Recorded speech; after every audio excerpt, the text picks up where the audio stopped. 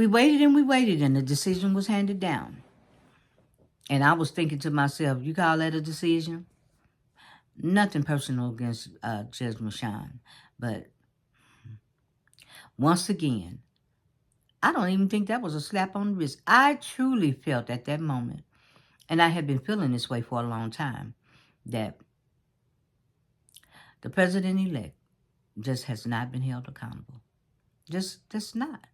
And what's really sad, what really has really pissed me off, the media, the legacy media, the mainstream media, they normalize his behavior. They sit there and talked about the president-elect like this was a normal day in the neighborhood, and it wasn't. It wasn't. They were sitting up there saying, he's transactional. First of all, a person with this type of behavior should have never, ever been handed the keys back to the White House. But what did the media do? What did the mainstream media do? Well, maybe he'll change his mind. Well, let's see what he decides. Was you waiting for Charlie Manson to decide something? Was you waiting for Ted Bundy to decide something? Was you waiting for the Mendez Brothers to decide anything? Now, all these dudes right here, wasn't nothing normal about these cats. But they all got time. They were all held accountable. And you could have put the president-elect over there in that same bucket. That's right. You want to know how he should have been treated? Like the patient. A patient that had never had the keys to the White House, which is really going to be white now because now they done got rid of DEI. And McDonald's, and who else has gotten rid of DEI? Facebook, Walmart. I don't think Walmart ever had DEI. That's just that Walmart is transactional big time, and I hate that word because they come out there and they do things just to look good, make it look like they do. Google was another one that got rid of their DEI, and a lot of colleges and universities got rid of their DEI by force. Go ahead. And because if they didn't get their DEI by force, they would lose taxpayer money. So here we are again with a decision that I'm unhappy with. Are you unhappy with the decision? It's worse than unhappy. I don't think unhappy is even a word to describe it. How would you describe it? It exposes America for who they really truly is. A 3-tier justice system. Could you name those tiers for me? Well, the president that got is the slap on the wrist, the billionaires and millionaires justice system, which is fines and slap on the wrist. What's number 2? Number 2 is just white people. White people. The entitled? The entitlement white people. And number 3 is just everybody else, which is the Hispanics and people of color. Which is, for Hispanics, is deportation. For black people, it's getting shot. You ain't even going to get a chance to get in the courtroom. No. You ain't even going to get a chance of a Michael Cohen. So you just get deported to a grave, huh? You just get deported to a grave. That's what you're going to get. So you see, whatever they're up there doing to the Constitution, what we really understand is it just wasn't written for us. And there need to be changes to the Constitution. I do agree with that. I do understand about the rule of law. But everything needs some type of amendment or adjustment or changes. But when it came to the president-elect, what happened, Will? What happened was he just got what they called unconditional discharge. Have you ever heard of that? No, I have not heard of an unconditional discharge. When people go to court for consequences, you don't get an unconditional discharge. I was looking at the Rev today, and Michael Cohen was on his show, and he said, I Googled it. I looked it up. I ain't never heard of anything like that. Where did he get that from? Shout out to Michael Cohen, because he paid the ultimate price for the president that never appreciated him in the first place, and nearly lost, not only lost his freedom, but nearly lost his family. And he suffered medical. He suffered medical and mentally. We're here for you, Michael. We're just letting you know. And then, like I said, getting back to that media, they sit there and they go through all these lies.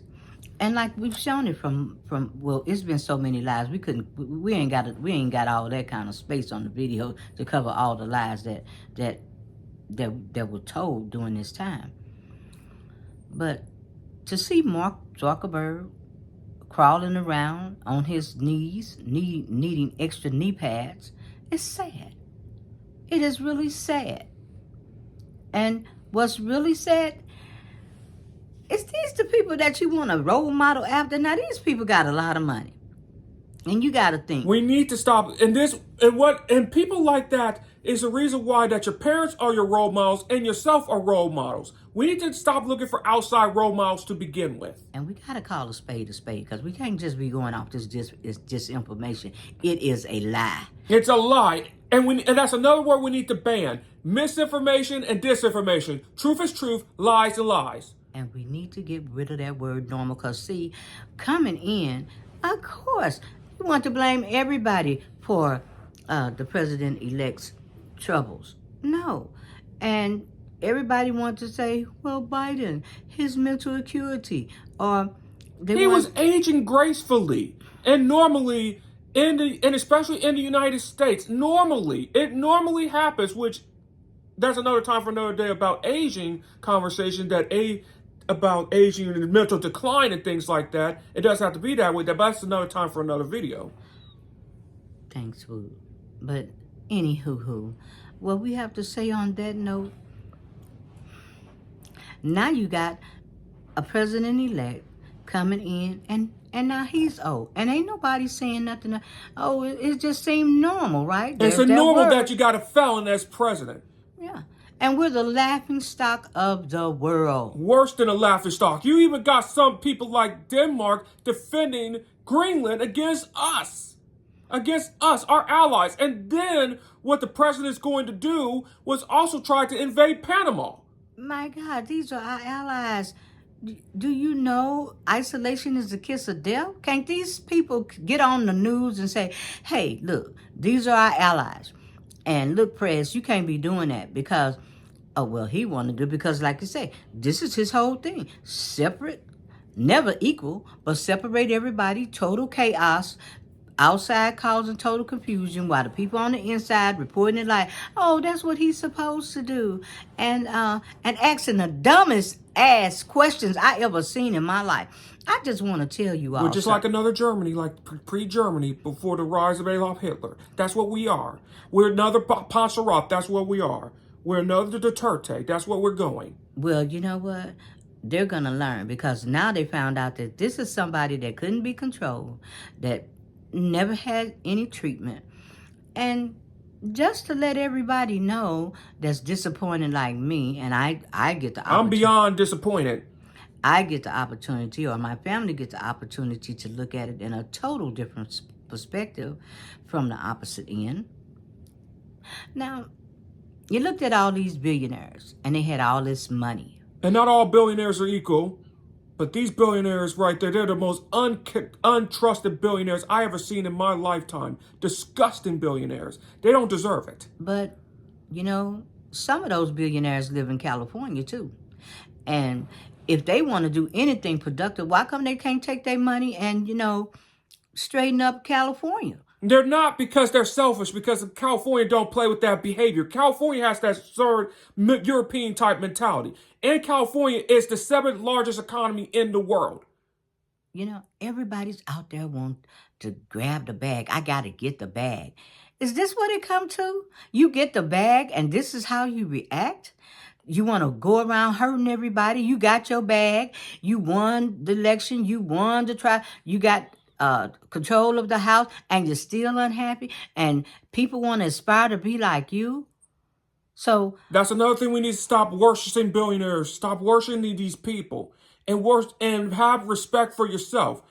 If you even look for Elon Musk and Jeff Bezos and Zuckerberg and worshiping these guys, you have lost all self-respect for yourself.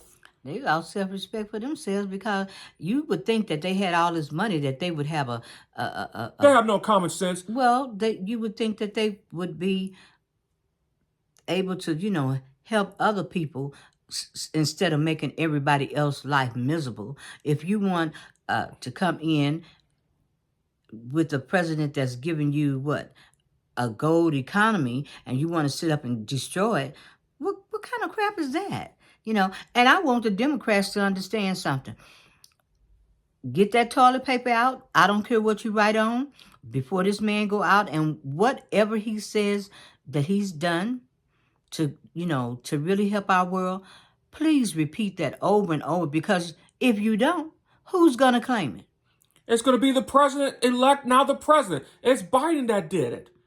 And the Republicans are going to take credit for everything. They're gonna take credit for everything, and they didn't denounce anything. Didn't denounce it.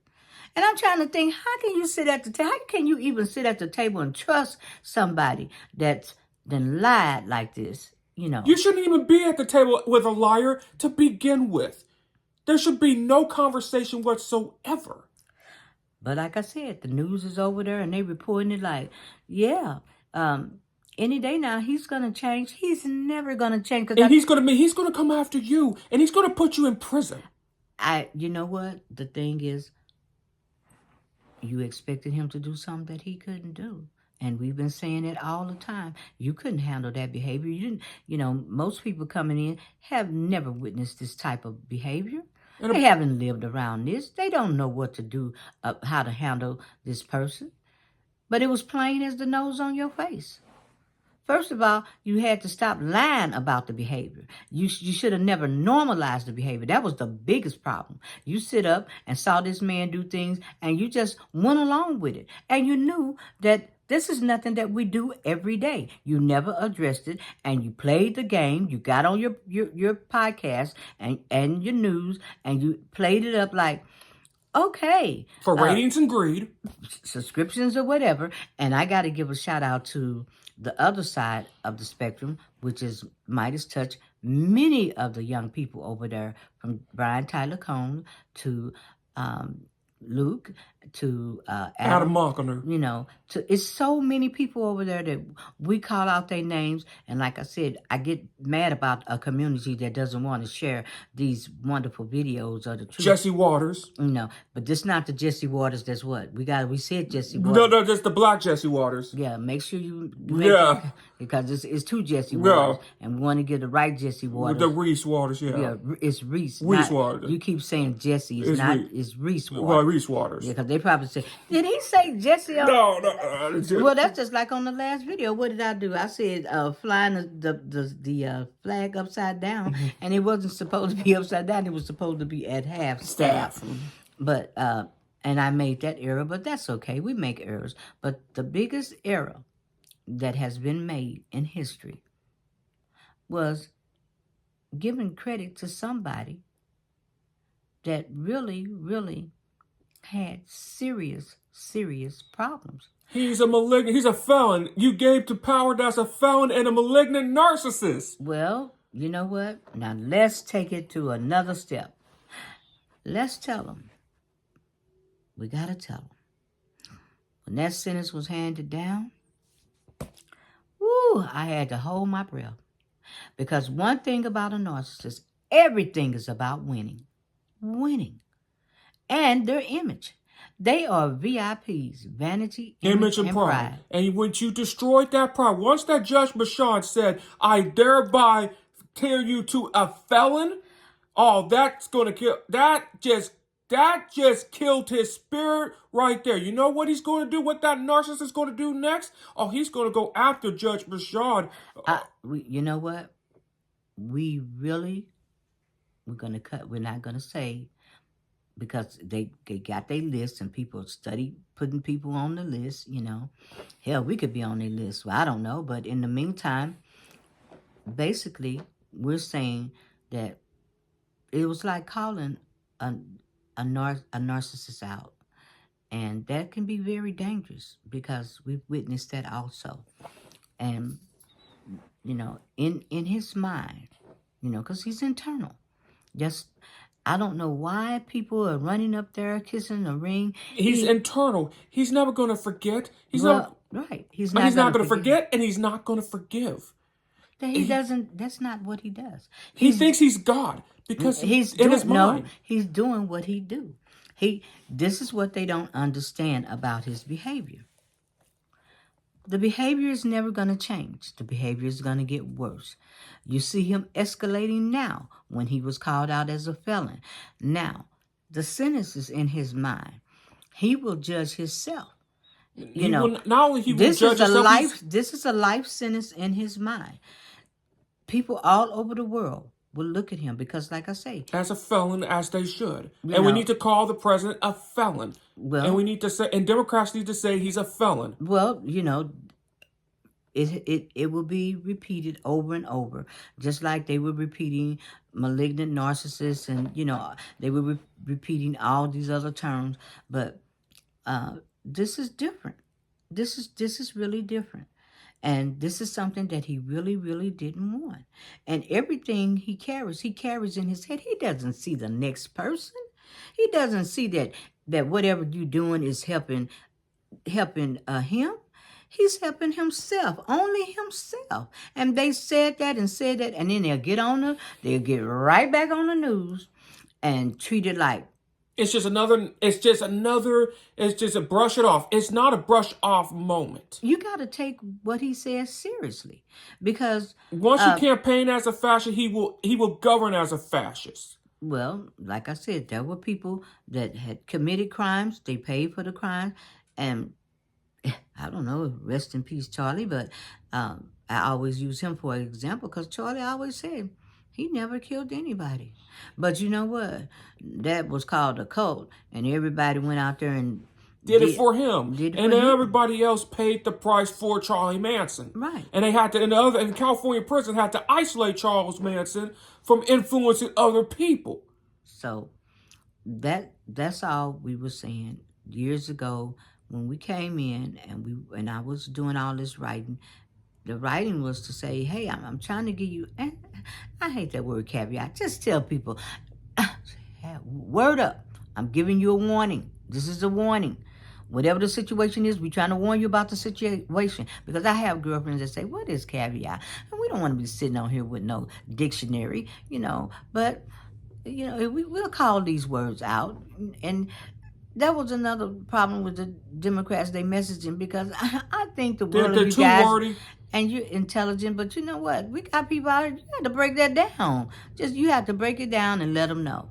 You just have this up in their nose, I'm just low for you. They sound like the Justin Trudeau and Christian Freeland, Mr. Speaker syndrome. Well, the condescending. Yeah, so now we'll go to time. The time is what? The time came, and now we have a fire out there in California. We got a president-elect coming in. What rolled in my mind once again, from the lies to the trust. He already said anybody in a blue state he ain't helping. He's going to retaliate against them. Anybody that voted against him, he's going to remember that. He's going to if he was in charge right now, California would have been dead. California would have been burning. California would have been unlivable. Well, look at the insurance companies that believe in climate change. The insurance companies believe in climate change. You know what they're doing? They're leaving California. They're leaving Florida in those disaster areas. And see, that's what the billionaire brothers don't understand. See, we talked about existential threats. We called it out. Climate change is an existential threat. The billionaire bros or the tech bros. Pandemics are existential threats. Like COVID-19, we're going to have 3 or 4 pandemics. And speaking of the billionaire bros, Mr. Elon Musk and his AI, that's an existential threat. Let it get out of control. A nuclear war is an existential threat. But it's unlikely we're going to see a nuclear war. We're going to be seeing more technology growth before nuclear weapons. And also, an asteroid that can hit the Earth, impact the Earth. That's a nuclear threat. And coming in, who else is a nuclear? I mean, who else is a threat? The social threats is going to be in trouble too. We get internal threats because once that AI takes over about millions of jobs that are going to be gone, we're going to have social disorder. And what's going to happen is those billionaire bros, you're going to be another Brian Thompson of United Healthcare. That's what's going to end up happening. Brian Thompson? That wasn't his name, was it? He don't deserve the name. He don't deserve whatever name of United Healthcare CEO. Yeah. What's his name, Brian Thompson? Yeah. Well, he don't deserve to get the name right because he's the one that denied 30% of claims and people died. Yep. And that's what the billionaire bros are headed to. Or another one that was the CEO of Cash App with the stabbing. It was personal. That's where you're going. Well, this video has went a lot of places tonight. But in the meantime, my message to most of the people out there that was disappointed with the decision, and like I was disappointed with the decision. I'm more than disappointed with the decision. I am just enraged with this decision. You got so much rage going on. You know, we don't want to be enraged all the time. You know what I'm saying? Rage is not a good thing. It really isn't. It's not good for the body. It's not good for the mind. My soul is just infernal on fire with it because it exposed the three-tier system. And when you be traveling as an American, you're going to have to explain that about this system because of what you... Who you going to explain it to, Vaughn? If you have any children, you're going to have to explain that a felon has been elected president. Well, the frustration... That's just really... It's aggravating. We should learn from our South American friends like Brazil, for example, one of the BRICS nations. They hold their presidents accountable. All right. So, maybe... Especially with Bolsonaro. We down for the count. And who knows? Anything can happen in these days to come.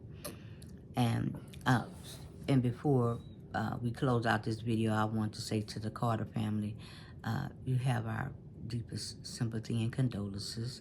And that was a man that had a lot of integrity, regardless of what other people thought of him. So we're just sorry that we elected a felon as president to. Well, you know what? And we're sorry with Carter. And to say to President, we are sorry that we're not worthy of this society of a man like Jimmy Carter. Well, you know, now what the United States or United Divided States have to learn. Or the United Snakes of America. Well, what they going to have to learn is that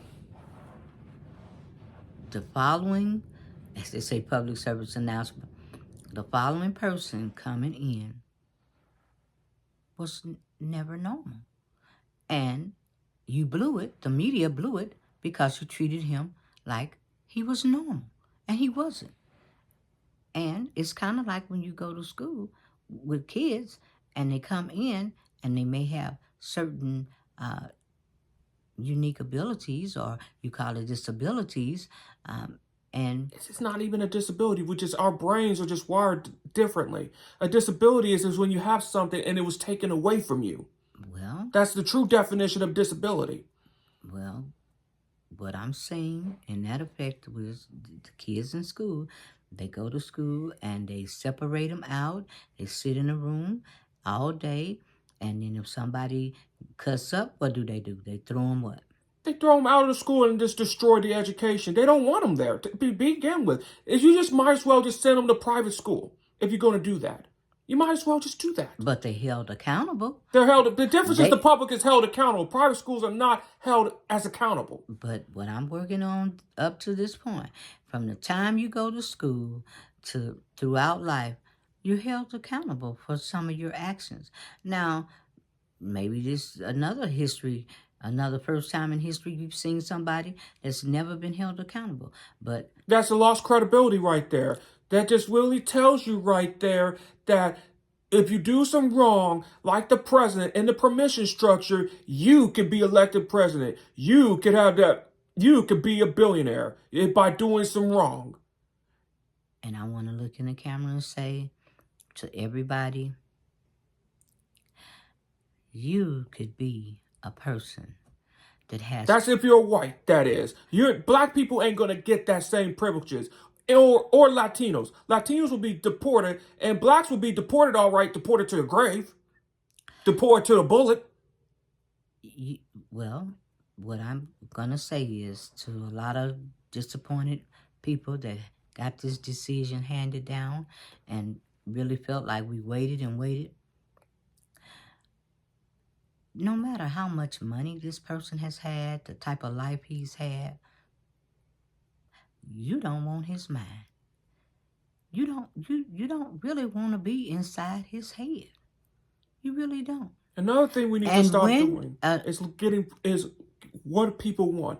I want some of that. What that person got. Okay. No, you don't. But what I'm saying, Vondell, I'm saying that we don't want to be the person inside his mind, up through the night, tweeting, running around everywhere, being constantly used by people.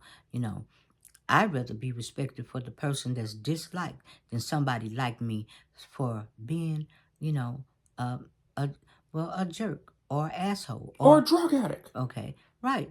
And so basically we're saying that being inside his head, that is a sentence. That is a life sentence. You can't run around and be schizophrenic or bipolar or have psychosis and think that this is a good quality of life. It's not. You might as well just have some Alzheimer's and lose your brain and call it a day.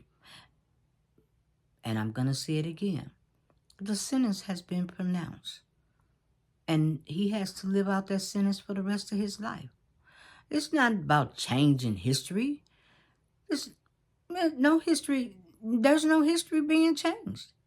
And you better be glad, all the people out there, you better be glad your mind don't function like his mind do. Even you think it's a great thing that he's coming into the White House and he's going to be given what? No, because it's going to be all the enablers that's surrounding him giving all these orders, and it's going downhill now from the felon to, you know, the world can see. The world can see this. And what's even more disgraceful about this is he's coming to the White House that is sacred, that was built by slaves. Okay? The White House was built by slaves, and this is a desecration to the legacy of slavery, too, on top of that.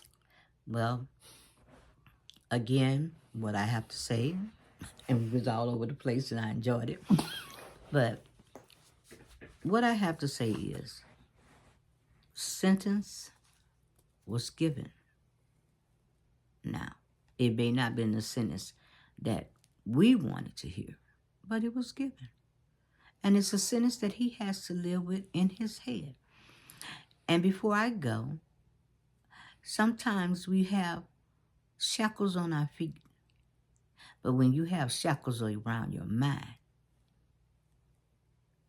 that is a lifelong sentence.